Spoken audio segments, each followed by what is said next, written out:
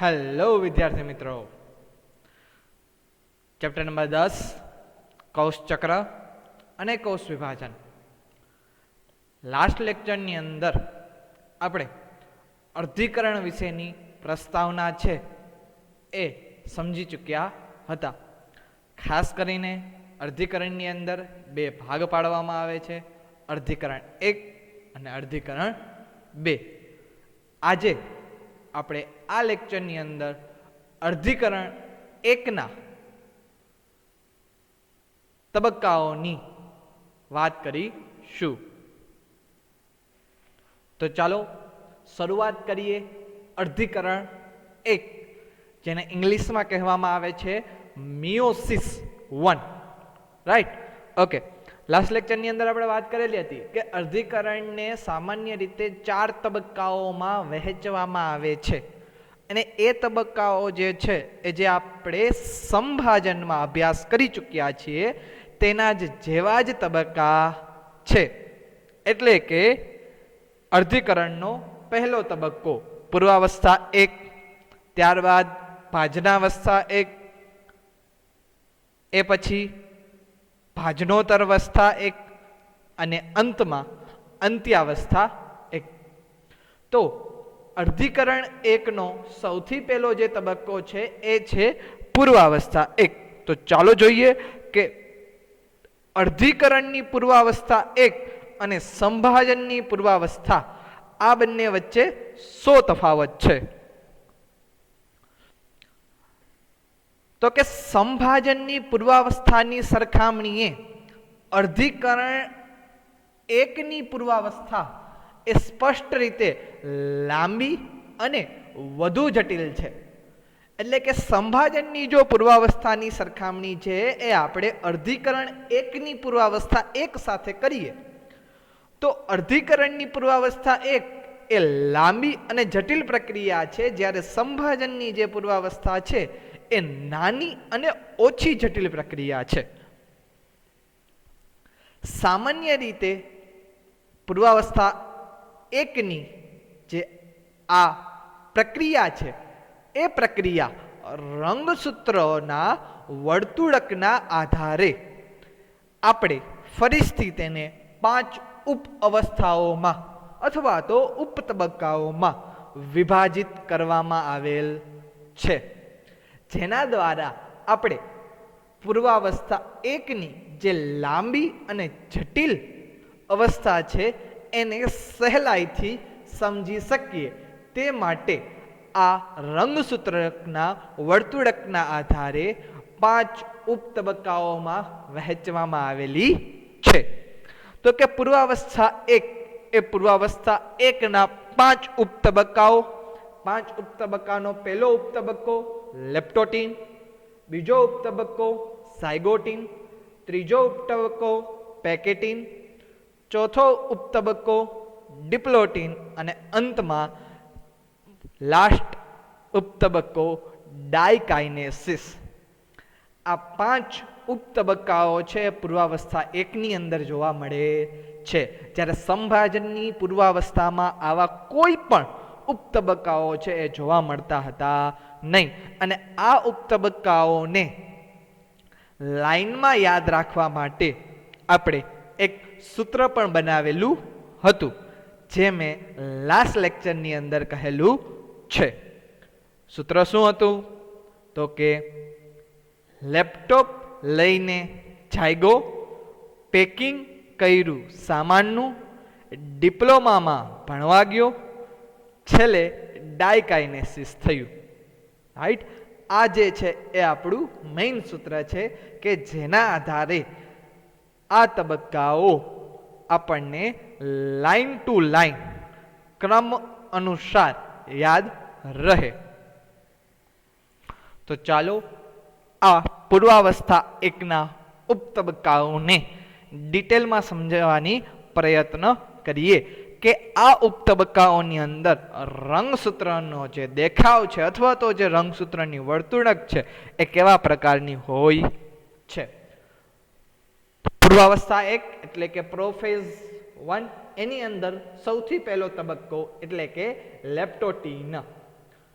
તો કે લેપ્ટોટીન એટલે કે આ અવસ્થા દરમિયાન રંગસૂત્રો જે છે એ ધીરે ધીરે સ્પષ્ટ બનતા માઇક્રોસ્કોપ દ્વારા જોઈ શકાય છે.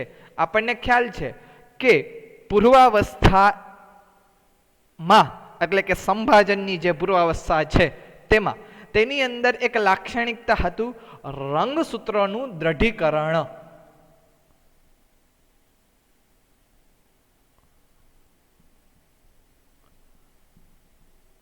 અથવા તો ઘનીકરણ, કોઈ પણ શબ્દ ઉપયોગ તમે કરી શકો છો.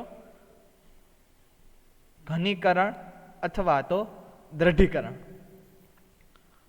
એનો મતલબ એમ કે રંગસૂત્ર દ્રવ્ય જે છે એ રંગસૂત્રોની અંદર ફેરવાય છે.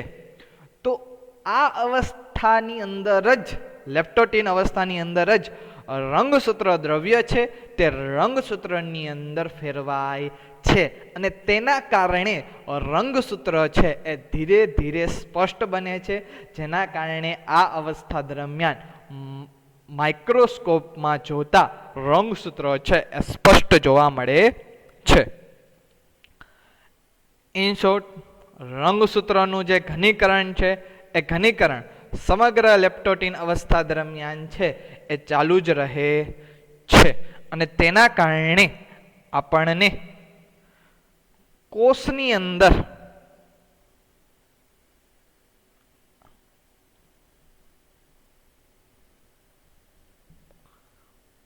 આ છે કોષરસ પટલ છે અને એની અંદર જે કોષ કેન્દ્ર હોય એ કોષ કેન્દ્રમાં રંગસૂત્ર દ્રવ્યોનું ઘનીકરણ થતા રંગસૂત્રો છે એ આપણને સ્પષ્ટ રીતે જોઈ શકાય છે. રાઈટ? ઓકે. જો અહીંયા આકૃતિમાં તમને લેપ્ટોટીન અવસ્થાની છે એ આકૃતિ બતાવવામાં આવે છે. આ જે છે એ છે કોષ રસ પટલ. ત્યારબાદ જે આ જે છે એ છે ન્યુક્લિયર મેમ્બ્રેન. ન્યુક્લિયર મેમ્બ્રેન એટલે કે કોષ કેન્દ્ર પટલ. અને ત્યારબાદ એની અંદર તમે જે રંગસૂત્રો છો એ રંગસૂત્રની જે અવસ્થા છે એ ઝૂમ કરીને એ જ ભાગ છે એ તમને નીચે દેખાડેલો છે કે જેની અંદર તમે રંગસૂત્રો છે રંગસૂત્રો વ્યવસ્થિત રીતે જોઈ શકો છો. તો આ હતી લેપ્ટોટીન અવસ્થા. લેપ્ટોટીન અવસ્થા બાદ બીજી જે અવસ્થા છે એ છે ઝાયગોટીન. ચાલો જોઈએ ઝાયગોટીનની અંદર શું થઈ રહ્યું છે. તો કે આ અવસ્થા દરમિયાન એટલે કે ઝાયગોટીન દરમિયાન રંગસૂત્રો જે છે એ રંગસૂત્રો પોતાની લંબાઈને અનુરૂપ જોડીઓ બનવા માંડે છે અને આ જે ઘટના છે તે ઘટનાને સામાન્ય રીતે સાયનોપ્સિસ તરીકે ઓળખાય છે. એનો મતલબ એમ કે રંગસૂત્ર છે એ પોતાના લંબાઈને અનુસરીને જોડીઓ બનાવે છે. દાખલા તરીકે રંગસૂત્રોના જે પ્રકાર છે તેના આધારે એ જોડીઓ બનાવે છે. રંગસૂત્રના વિવિધ પ્રકાર આપણે ચેપ્ટર નંબર 8ની અંદર ભણી ગયા. દાખલા તરીકે પહેલા નંબરનું જે રંગસૂત્ર છે એ મેટાસેન્ટ્રિક હોય તો એ પહેલા નંબરના મેટાસેન્ટ્રિક રંગસૂત્ર સાથે જ જોડી બનાવશે, કારણ કે બંને મેટાસેન્ટ્રિક રંગસૂત્રની જે લંબાઈ છે એ સરખી હોય છે. ત્યારબાદ સબમેટાસેન્ટ્રિક રંગસૂત્ર એ સબમેટાસેન્ટ્રિક સાથે જ જોડી બનાવે છે. એક્રોસેન્ટ્રિક રંગસૂત્ર એ એક્રોસેન્ટ્રિક રંગસૂત્ર સાથે જ જોડીઓ બનાવે છે. આવી જ રીતે ટીલોસેન્ટ્રિક હોય એ ટીલોસેન્ટ્રિક સાથે જ જોડીઓ બનાવે છે. પરંતુ મનુષ્યની અંદર આ ટીલોસેન્ટ્રિક નામનું જે રંગસૂત્રનો પ્રકાર છે એ જોવા મળતો નથી. એટલે બાકીના જે 3 રંગસૂત્રો છે મેટાસેન્ટ્રિક, સબમેટાસેન્ટ્રિક ને એક્રોસેન્ટ્રિક એ પોતાની લંબાઈને અનુસરીને એ જોડી બનાવશે, જેને સામાન્ય રીતે સાયનોપ્સિસની ઘટના છે એ કહેવાય છે. અહીંયા તમે જોઈ શકો છો કે આકૃતિની અંદર જે કોષરસ પટલની અંદર રહેલા જે રંગસૂત્રો છે એ રંગસૂત્રો પોતાની લંબાઈને અનુસરીને જોડીઓ બનાવે છે. સપોઝ આ પહેલા નંબરની જોડી કે જે પોતે લંબાઈમાં સરખી છે, તેવી જ રીતે આ બીજા નંબરની જોડી જે પોતે લંબાઈમાં સરખી છે, એવી જ રીતે આ થર્ડ નંબરની જોડી કે જે લંબાઈમાં સરખી છે. અને આ જે રંગસૂત્રની લંબાઈની જે જોડીઓ બને છે એના માટે જવાબદાર એક કોમ્પ્લેક્સ હોય અથવા તો જેને સામાન્ય રીતે સંકુલ તરીકે ઓળખવામાં આવે છે. એ સંકુલનું નામ છે સાયનેપ્ટોનિમલ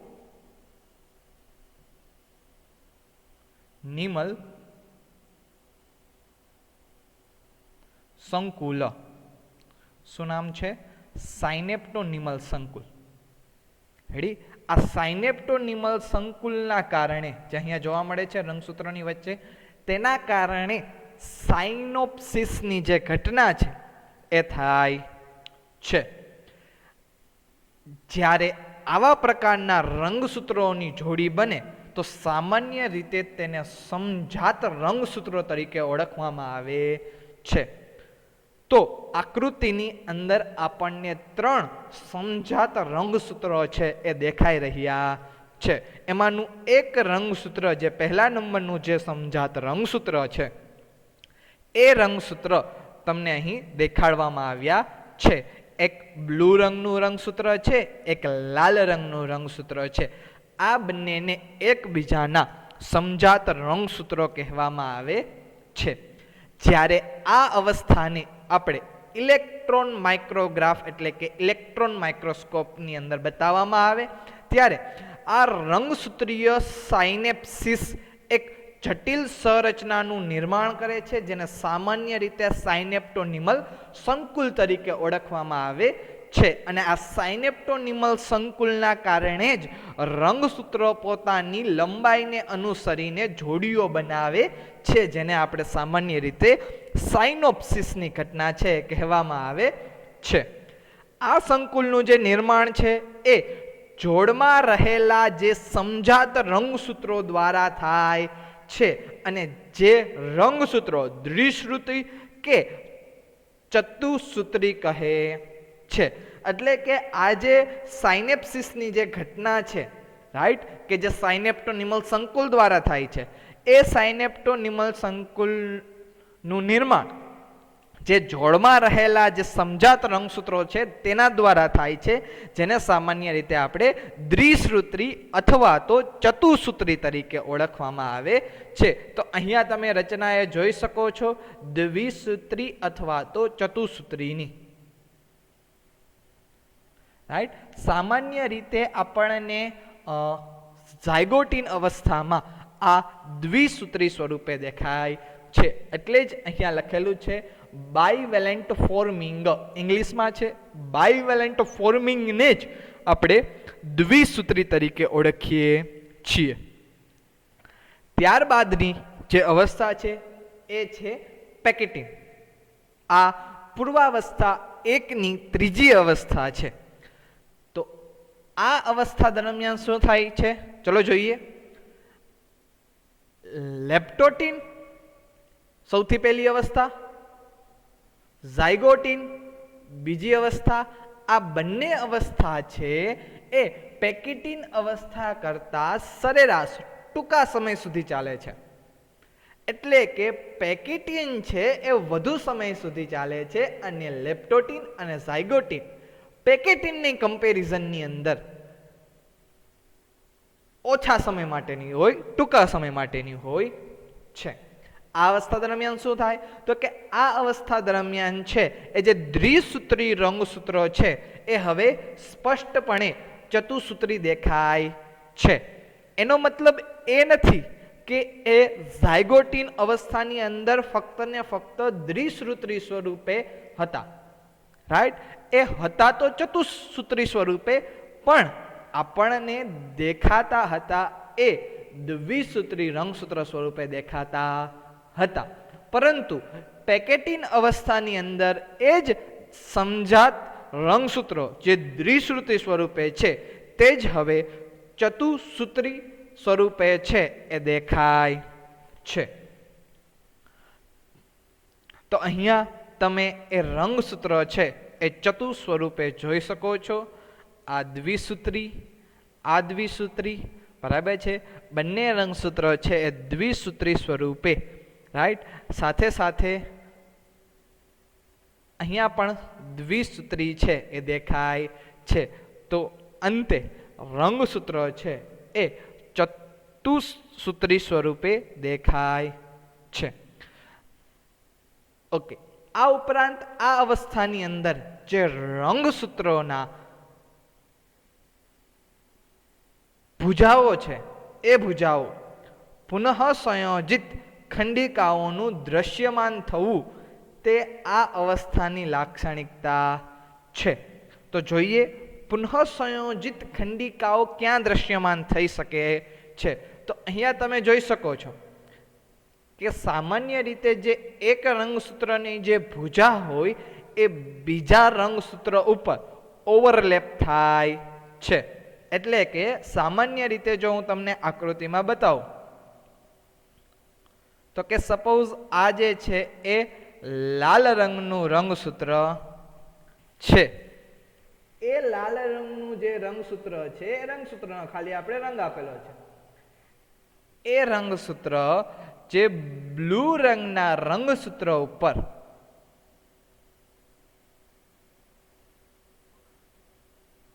આવી રીતે આ ઓવરલેપિંગની જે ઘટના થાય, રાઈટ, તેને સામાન્ય રીતે આપણે પુનઃ સંયોજિત ખંડિકાઓનું દ્રશ્યમાન થવું એ કહી શકીએ છીએ. એટલે એ જે છે એ શું છે તો કે ખંડિકાઓનું નિર્માણ થઈ રહ્યું છે.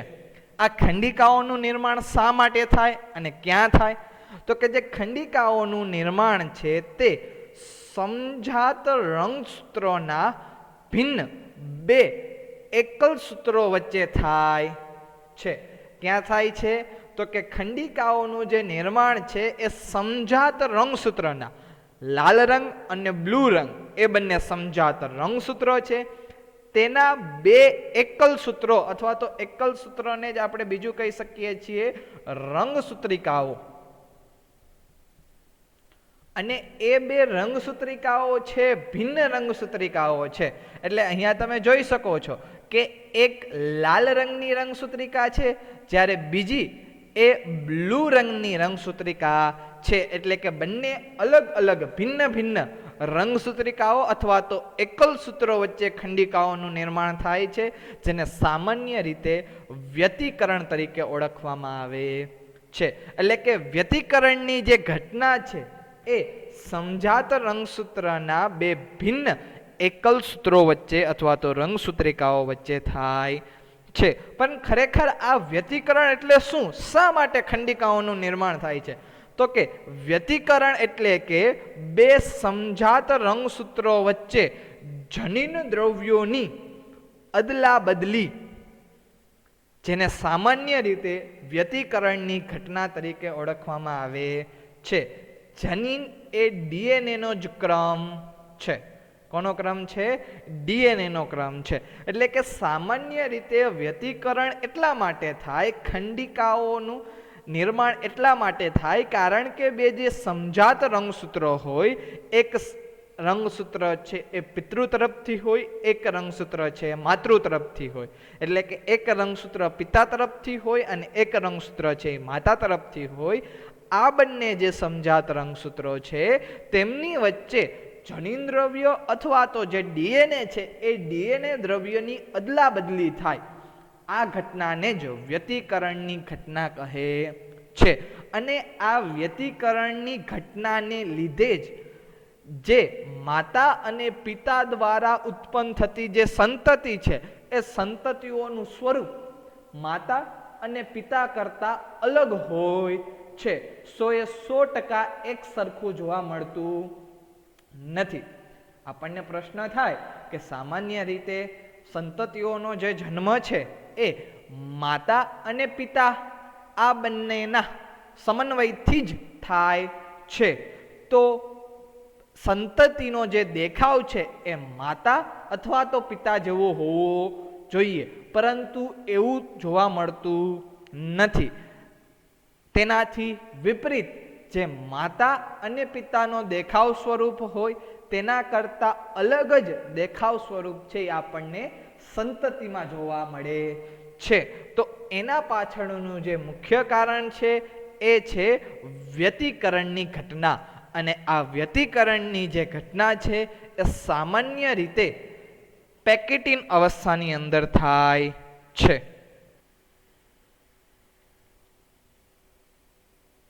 પેકેટિન અવસ્થા જ કન્ટિન્યુ કરીએ તો કે આ વ્યતિકરણની જે ઘટના છે એ વ્યતિકરણની ઘટના એક ઉત્સેચક દ્વારા નિયંત્રિત થાય છે. એ ઉત્સેચક આ વ્યતિકરણ ઘટનાની અંદર ભાગ લે છે, જેનું નામ છે રિકોમ્બિનેસ.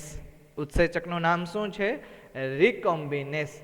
કારણ કે વ્યતિકરણની જે ઘટના છે એ વ્યતિકરણની ઘટનાને સામાન્ય રીતે ઇંગ્લિશમાં ક્રોસિંગ ઓવર કહે છે. શું કહેવામાં આવે છે? Crossing over.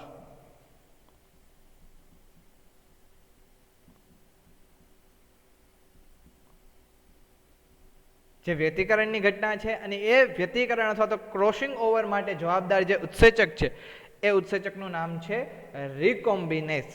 તો શા માટે આ રિકોમ્બિનેસ ઉત્સેચક નામ આપવામાં આવેલું છે?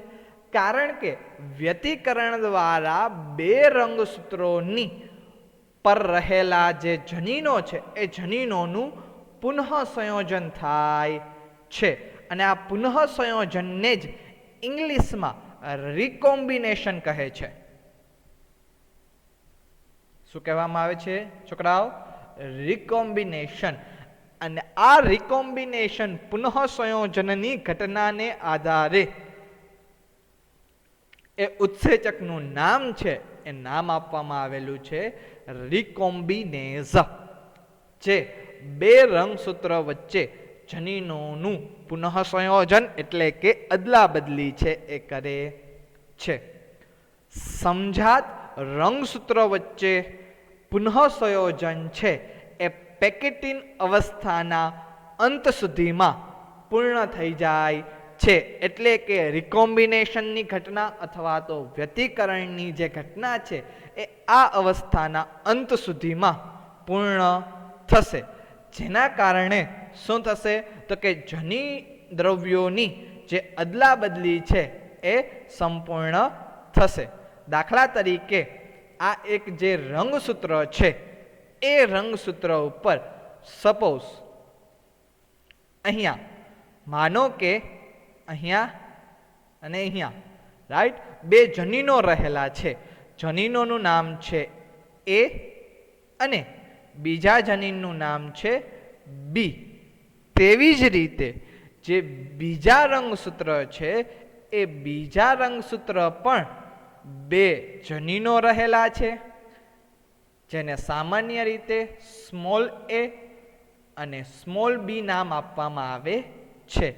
જ્યારે આ બંને રંગસૂત્રિકાઓની આજે જે એ છે સમજાત રંગસૂત્રો, પણ એ બંને સમજાત રંગસૂત્રોના આ બે ભિન્ન એકલ સૂત્ર અથવા તો રંગસૂત્રિકાઓ છે. એટલે કે બંને રંગસૂત્રની એક રંગસૂત્રિકાઓ અથવા તો એકલ સૂત્ર, એમની વચ્ચે વ્યતિકરણની ઘટના અથવા તો જનીન દ્રવ્યોની છે આપલે થાય છે.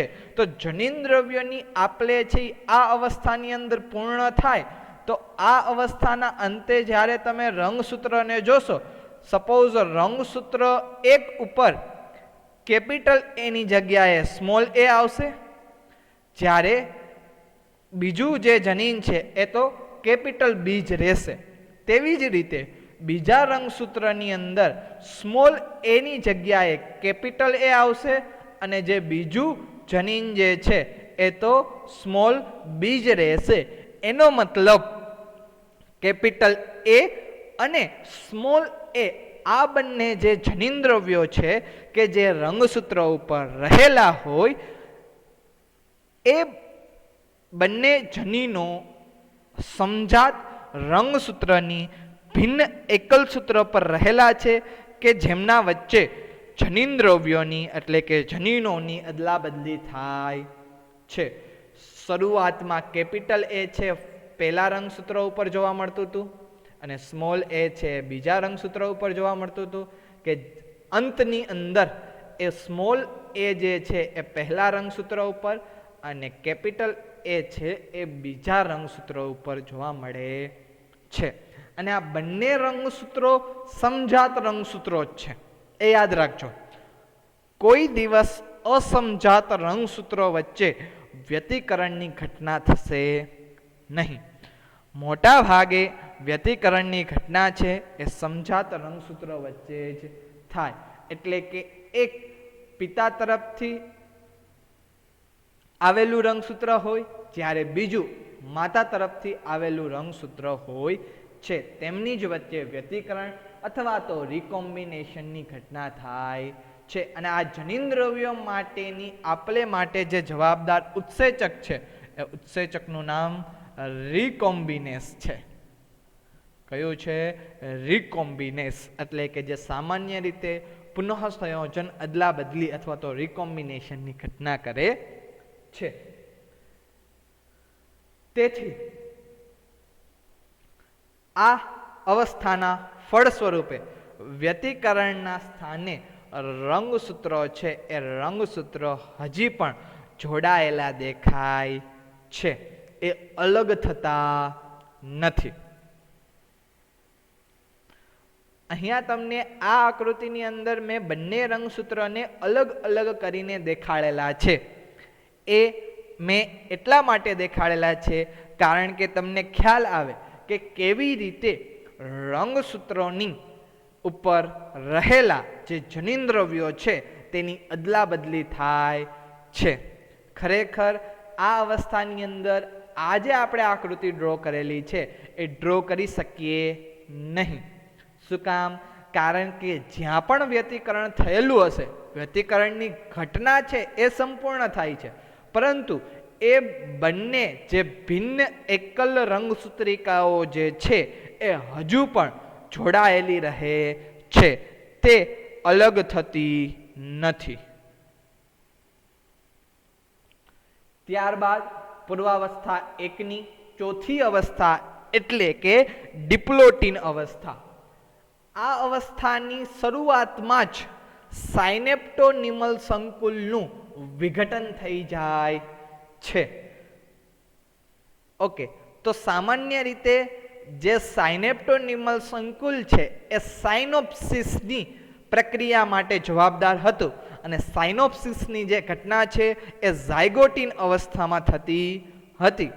તો સાયનેપ્ટોનિમલ સંકુલનું વિઘટન થતાં સામાન્ય રીતે સમજી શકાય કે જે સાયનોપ્સિસની ઘટના છે અથવા તો જે પ્રક્રિયા છે એ પણ છૂટી પડે છે. સાયનોપ્સિસ એટલે કે રંગસૂત્રો પોતાની લંબાઈને અનુસરીને જે જોડીઓ બનાવે, સમજાત રંગસૂત્રો બનાવે, તેને સાયનોપ્સિસ કહે છે. તો આ સાયનોપ્સિસની જે ઘટના છે એ આ અવસ્થાની અંદર પૂર્ણ થાય છે, કારણ કે આ અવસ્થાની શરૂઆતમાં જ સાયનેપ્ટોનિમલ સંકુલનું વિઘટન થઈ જાય છે. આ ઉપરાંત જે દ્વિસૂત્રી સમજાત રંગસૂત્રો એકમેકથી દૂર ખસવાની છે એ શરૂઆત થાય છે, પરંતુ જે સ્થળે વ્યતિકરણ થયું હોય તે સ્થળ હજુ પણ જળવાઈ રહે છે. એટલે કે વ્યતિકરણના સ્થળ ઉપર કે જ્યાં રંગસૂત્રિકાઓની અંદર વ્યતિકરણ થયું હશે તે સ્થળ ઉપર એક્સ આકારની રચનાને સામાન્ય રીતે સ્વસ્તિક ચોકડી તરીકે ઓળખવામાં આવે છે જેને ઇંગ્લિશમાં કાઇઝમાટા તરીકે નામ આપવામાં આવે છે. તો અહીંયા તમે જોઈ શકો છો કે જે આ રંગસૂત્રો છે, 3 રંગસૂત્રો છે કોષ કેન્દ્રની અંદર, એ 3 રંગસૂત્રમાંથી જે એક રંગસૂત્ર છે એ તમને ઝૂમ કરીને દેખાડેલું છે. તો કે આ બંને જે રંગસૂત્રો છે સમજાત રંગસૂત્રો છે. એ સમજાત રંગસૂત્રો વચ્ચે રહેલા જે સાયનેપ્ટોનિમલ સંકુલ છે એ સાયનેપ્ટોનિમલનું સંકુલનું વિઘટન થાય અને તેના કારણે જે આ સેન્ટ્રોમિયર છે, આ બંને જે છે એ શું છે તો કે બંને સેન્ટ્રોમિયર છે. એ સેન્ટ્રોમિયર એકબીજાથી દૂર ખસવાનો પ્રયત્ન કરે છે અને દૂર ખસવાની સાથે સાથે તેના જે વ્યતિકરણ થયેલું છે, એટલે કે આ ભાગ તમે જોઈ શકો છો કે લાલ રંગના રંગસૂત્ર ઉપર બ્લુ કલરનો ટોપનો ભાગ અને બ્લુ કલરના રંગસૂત્ર ઉપર લાલ કલરનો ટોપનો ભાગ છે એ તમે સામાન્ય રીતે જોઈ શકો છો. તો એ સ્થળ ઉપર વ્યતિકરણ થયું છે અને વ્યતિકરણના કારણે તમને ત્યાં એક્સ આકારની રચના દેખાય છે. અને જે એક્સ આકારની જે રચના છે જેને સામાન્ય રીતે સ્વસ્તિક ચોકડી તરીકે ઓળખવામાં આવે છે. જો આ જ આકૃતિને આપણે સામાન્ય રીતે ડ્રો કરવી હોય તો ડ્રો કરી શકીએ છીએ. કેવી રીતે? સપોઝ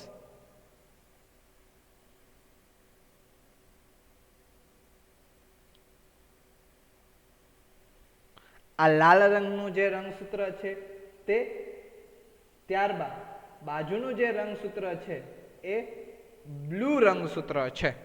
તો બાજુમાં બ્લુ રંગસૂત્ર ડ્રો કરીએ.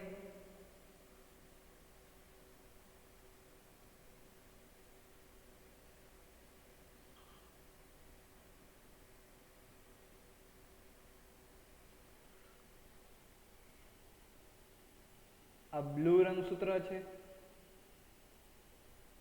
અને આ જે લાલ રંગના રંગસૂત્રનો ભાગ જે અહીંયા રહી જાય છે, રાઈટ? ઓકે, અહીંયા તમને શું જોવા મળે છે? એક્સ આકારની રચના જોવા મળે છે જેને સામાન્ય રીતે સ્વસ્તિક ચોકડી કહેવામાં આવે છે. શેના તરીકે? સ્વસ્તિક ચોકડી તરીકે ઓળખવામાં આવે છે, અથવા તો કાઇઝમાટા. કેટલાક પૃષ્ઠવંશી પ્રાણીઓમાં આ જે અવસ્થા છે, એટલે કે અંડકોની અંદર ડિપ્લોટિન અવસ્થા મહિનાઓ કે વર્ષો સુધી ચાલે છે, કારણ કે એ પૃષ્ઠવંશી સજીવોની અંદર રંગસૂત્રની સંખ્યા છે એ વધુ હોવાના કારણે અથવા તો રંગસૂત્રોની લંબાઈ વધુ હોવાના કારણે આ જે અવસ્થા છે એ અંડકોની અંદર, એટલે કે સામાન્ય રીતે અંડકોષની અંદર, તે મહિનાઓ અથવા તો વર્ષો સુધી ચાલે છે. ત્યારબાદ પૂર્વાવસ્થા એકની સૌથી અંતિમ અવસ્થા એટલે કે ડાયકાઇનેસિસ. આ અવસ્થાની અંદર સામાન્ય રીતે સ્વસ્તિક ચોકડીઓ એટલે કે કાઇઝમાટા છે એ એકબીજાથી દૂર થઈ જાય છે. આ અવસ્થામાં રંગસૂત્રનું ઘનીકરણ પણ પૂર્ણ કક્ષાએ પહોંચી ગયેલું હોય છે, એટલે કે રંગસૂત્ર દ્રવ્યો છે એ રંગસૂત્રની અંદર જે છે એ ફેરવાઈ જાય છે. સાથે સાથે સમજાત રંગસૂત્રને છૂટા પાડતા દ્વિધ્રુવીય ત્રાકોનું નિર્માણ પણ થાય છે, એટલે કે સમજાત રંગસૂત્ર પણ છૂટા પડે છે અને સામાન્ય રીતે તારા કેન્દ્રમાંથી દ્વિધ્રુવીય ત્રાક તંતુઓનું નિર્માણ થાય છે. સાથે સાથે ડાયકાઇનેસિસ અવસ્થા છે એ જો માઇક્રોસ્કોપની અંદર જોવામાં આવે તો તેના અંતમાં કોષ કેન્દ્રની અંદર રહેલી અંગિકા એટલે કે કોષ કેન્દ્રિકા એ લુપ્ત થાય છે. તેની સાથે સાથે ગોલ્ગી પ્રસાધન, એન્ડોપ્લાઝમિક રેટિક્યુલમ એ અંગિકાઓ પણ અદ્રશ્ય થાય છે અને કોષ કેન્દ્ર પટલનું પણ પૂર્ણ વિઘટન થાય છે. તો અહીંયા તમે જોઈ શકો છો કે ન્યુક્લિયર મેમ્બ્રેન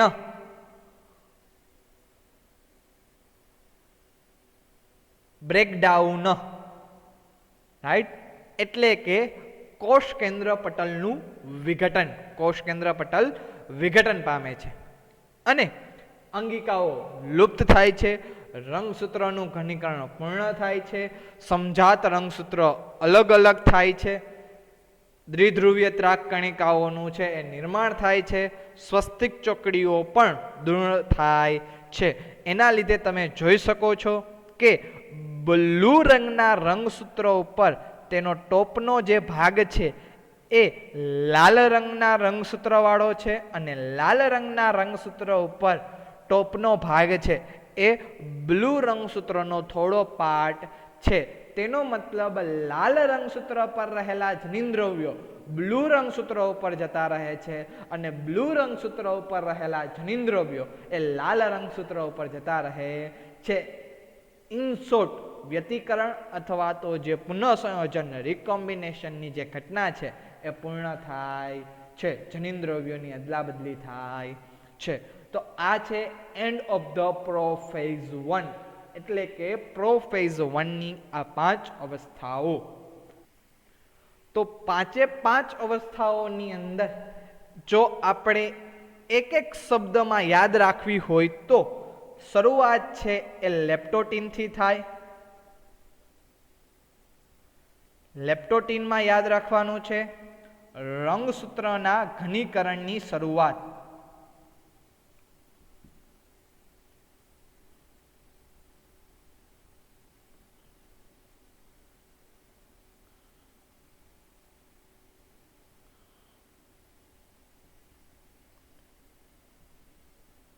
રાઈટ, ત્યારબાદ જે બીજી અવસ્થા છે એ છે ઝાયગોટીન. ઝાયગોટીનની અંદર યાદ રાખવાનું છે સાયનોપ્સિસ, એટલે કે રંગસૂત્ર પોતાની લંબાઈને અનુસાર જોડીઓ બનાવે છે. આ ઘટનાને સાયનોપ્સિસ કહેવામાં આવે છે અને સાયનોપ્સિસ માટે જવાબદાર જે સંકુલ છે એ છે સાયનેપ્ટો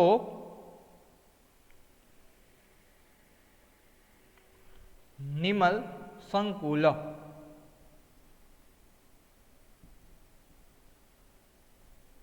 એટલે કે સાયનેપ્ટોનિમલ સંકુલનું જે નિર્માણ છે એ ઝાયગોટીન અવસ્થામાં થાય છે.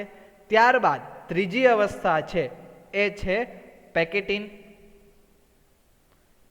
પેકેટીન અવસ્થાની અંદર એક વસ્તુ યાદ રાખવાની છે, એ અવસ્થાની અંદર વ્યતિકરણ થાય, જેને સામાન્ય રીતે રિકોમ્બિનેશન પણ કહેવામાં આવે છે. અને એ માટે જે જવાબદાર ઉત્સેચક છે એ ઉત્સેચકને રિકોમ્બિનેઝ કહેવામાં આવે છે.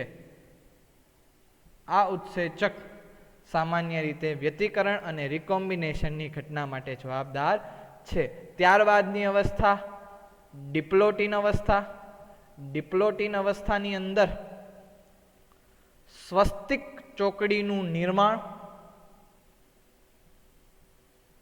જે વ્યતિકરણના સાધને જોવા મળે છે અને સાયનેપ્ટોનિમલ સંકુલનું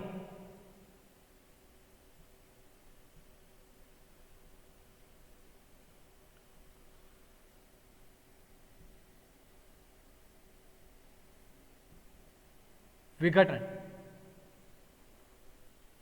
આ અવસ્થા છે એ ડિપ્લોટીનમાં થાય છે અને લાસ્ટની અંદર ડાયકાઇનેસિસની અંદર સ્વસ્તિક ચોકડીઓ દૂર થાય, રંગસૂત્રોનું ઘનીકરણ થાય, સમજાત રંગસૂત્રો છૂટા પડે, કોષ કેન્દ્રિકા લુપ્ત થાય, અંગિકાઓ લુપ્ત થાય અને કોષ કેન્દ્રનું વિઘટન થાય. તો આ જે શબ્દ છે એ મેઇન કીવર્ડ છે, રાઈટ. આ શબ્દો જ ખાસ કરીને તમારી કોમ્પિટિટિવ એક્ઝામની અંદર પૂછાય છે. તો આ શબ્દો શોર્ટ ફોર્મની અંદર યાદ રાખજો, જેના કારણે MCQ સોલ્વ કરવા ઈઝી પડે કે કઈ અવસ્થાની અંદર કઈ લાક્ષણિકતા અથવા તો કયા પ્રકારની ઘટના છે એ જોવા મળે છે. તો આજે પૂર્વાવસ્થા એકની જે 5 અવસ્થાઓ છે એટલે કે લેપ્ટોટીન, ઝાયગોટીન, પેકેટીન, ડિપ્લોટીન અને ડાયકાઇનેસિસ, આ બધી અવસ્થાઓને આપણે એક વિડિયો દ્વારા સમજીએ. તો વિડિયોની શરૂઆતની અંદર તમે જોઈ શકો છો કે જે પહેલો જે કોષ છે એ કોષ દ્વિકીય કોષ છે.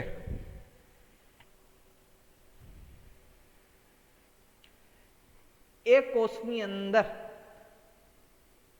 સૌપ્રથમ જીવન એસ અને G2 એટલે કે આંતરાવસ્થાના જે તબક્કાઓ છે થાય છે, જેના કારણે રંગસૂત્ર ડબલ થાય છે, એટલે કે ક્રોમોઝોમ ડબલ્સ થાય છે. ત્યારબાદ મિયોસિસ 1 એટલે કે અર્ધીકરણ 1ની ઘટના થતા બંને રંગસૂત્રો છે એ અલગ અલગ કોષની અંદર દાખલ થાય છે અને તેના કારણે જે ડોટર સેલ એટલે કે જે સંતતિ કોષ છે એ એકકીયની અંદર ફેરવાય છે અને ત્યારબાદ અર્ધીકરણ 2 થતા જે રંગસૂત્રિકાઓ અલગ અલગ થતા 4 એકકીય સંતતિ કોષ છે એ નિર્માણ થાય છે. તો અર્ધીકરણની જે અવસ્થા છે એ ટૂંકમાં અવસ્થા છે. તો ચાલો વિડિયોની શરૂઆત કરીએ અને સમજીએ પૂર્વાવસ્થા 1. પૂર્વાવસ્થા 1 સામાન્ય રીતે સંભાજનની પૂર્વાવસ્થા કરતા વધુ જટિલ અને લાંબી પ્રક્રિયા છે. આ જે પૂર્વાવસ્થા 1 તેને સામાન્ય રીતે 5 ઉપતબક્કાઓમાં વહેંચવામાં આવે છે, જેમાંનો પહેલો તબક્કો લેપ્ટોટીન, ત્યારબાદ ઝાયગોટીન, પેકેટીન, ડિપ્લોટીન અને છેલ્લે ડાયકાઇનેસિસ. પહેલા તબક્કો આંતરાવસ્થા બાદ લેપ્ટોટીન તબક્કો છે. એ લેપ્ટોટીન તબક્કાની અંદર તમે જોઈ શકો છો કે સામાન્ય રીતે રંગસૂત્ર દ્રવ્યો છે જોવા મળે છે. એ રંગસૂત્ર દ્રવ્યોનું ઘનીકરણ થતા એ રંગસૂત્રની અંદર ફેરવાય છે, જે રંગસૂત્ર રંગસૂત્રિકાઓનું બનેલું હોય. લેપ્ટોટીન બાદ બીજી અવસ્થા ઝાયગોટીન. ઝાયગોટીન અવસ્થામાં સામાન્ય રીતે પોતાની લંબાઈને અનુસરીને રંગસૂત્રો જોડીઓ બનાવે છે, જેને હોમોલોગસ ક્રોમોઝોમ એટલે કે સમજાત રંગસૂત્ર તરીકે ઓળખવામાં આવે છે. અને આ સમજાત રંગસૂત્રોનું જે નિર્માણ છે તેના માટે જવાબદાર સાયનેપ્ટોનિમલ સંકુલ છે, જેના સાયનેપ્ટોનિમલ કોમ્પ્લેક્સ કહેવામાં આવે છે. તો તમે જોઈ શકો છો બ્લુ અને લાલ રંગના રંગસૂત્ર વચ્ચે સાયનેપ્ટોનિમલ સંકુલ. આ જે સાયનેપ્ટોનિમલ સંકુલ છે એ ટ્રાન્સફર રિજિયન કે જેની અંદર રિંગ આવેલી હોય છે અને તેના કારણે રંગસૂત્ર છે એ દ્વિસૂત્રી અથવા તો ચતુસૂત્રી સ્વરૂપે દેખાય છે. ત્યારબાદ પેકેટીન અવસ્થા. પેકેટીન અવસ્થાની અંદર સામાન્ય રીતે રંગસૂત્ર ચતુસૂત્રી સ્વરૂપે દેખાય છે અને 2 સમજાત રંગસૂત્રને જે ભિન્ન રંગસૂત્રિકાઓ છે તેમની વચ્ચે ગંઠિકાઓ છે એ દેખાય છે, જેને સામાન્ય રીતે રિકોમ્બિનેશન નોડ્યુલ તરીકે ઓળખવામાં આવે છે. આ ગંઠિકા છે એ ક્રોસિંગ ઓવર એટલે કે વ્યતિકરણ માટે છે એ જવાબદાર છે. વ્યતિકરણ એટલે કે 2 રંગસૂત્રો વચ્ચે જનીન દ્રવ્યોની અદલા બદલી અથવા તો ડીએનએની અદલા બદલી. અને આ ક્રોસિંગ ઓવરના કારણે જનીનો વચ્ચેનું પુનઃ સંયોજન થાય છે, જેને સામાન્ય રીતે રિકોમ્બિનેશન તરીકે ઓળખવામાં આવે. દાખલા તરીકે વાળનો રંગ અને આંખના રંગ માટે જવાબદાર જે રહેલા જનીન છે એ અલગ અલગ રંગસૂત્રો ઉપર આવવાને લીધે અલગ અલગ રંગના જોવા મળે છે, કારણ કે તેની અંદર વ્યતિકરણ છે, વ્યતિકરણ થાય છે. રાઈટ. અને આ વ્યતિકરણ માટે જવાબદાર છે એ ઉત્સેચક છે એ રિકોમ્બિનેઝ છે. પેકેટીન બાદ ચોથી અવસ્થા ડિપ્લોટીન. ડિપ્લોટીન અવસ્થાની અંદર સામાન્ય રીતે સાયનેપ્ટોનિમલ સંકુલનું વિઘટન થાય છે. તેના કારણે રંગસૂત્ર અલગ અલગ સ્વરૂપે તમે અહીંયા જોઈ શકો છો. પરંતુ જ્યાં વ્યતિકરણ થયેલું છે ત્યાં વ્યતિકરણની જગ્યાએ એક્સ જેવી ચોકડીનું નિર્માણ થાય છે, જેને સામાન્ય રીતે સ્વસ્તિક ચોકડી અથવા તો કાઇઝમાટા તરીકે ઓળખવામાં આવે છે. ત્યારબાદ ડિપ્લોટિન અવસ્થા પછીની પૂર્વાવસ્થા એકની અંતિમ અવસ્થા એટલે કે ડાયકાઇનેસિસ. આ અવસ્થાની અંદર સામાન્ય રીતે રંગસૂત્રિકાઓનું જે વ્યતિકરણ છે પૂર્ણ થઈ ગયેલું હોય છે. દ્વિધ્રુવીય ત્રાકતંતુઓનું નિર્માણ થાય છે. તારા કેન્દ્ર પોતપોતાના ધ્રુવો તરફ ગતિ કરે છે.